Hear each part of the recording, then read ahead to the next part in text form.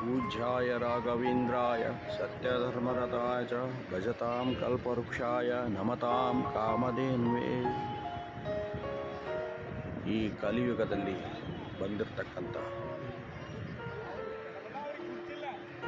ಅವತಾರ ಪುರುಷರೇ ನಮ್ಮ ಶ್ರೀ ಗುರು ರಾಘವೇಂದ್ರ ಸ್ವಾಮಿಗಳು.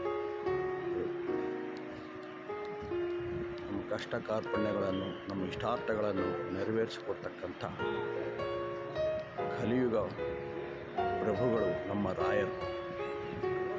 ನಮಗೆ ನೆಮ್ಮದಿ ಸಿಗಬೇಕಂತಂದರೆ ಮಂತ್ರಾಲಯಕ್ಕೆ ಹೋಗಿ ಬರಬೇಕು.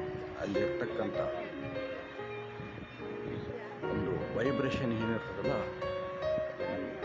ನಮ್ಮನ್ನು ಇದು ಮನಸ್ಸಿಗೆ ಆನಂದ ಬರತಕ್ಕಂಥ ಸ್ಥಳ ಆಗಿದೆ ರಾಘವೇಂದ್ರ ಸ್ವಾಮಿ. ಸಶರೀರವಾಗಿ ಬೃಂದಾವನ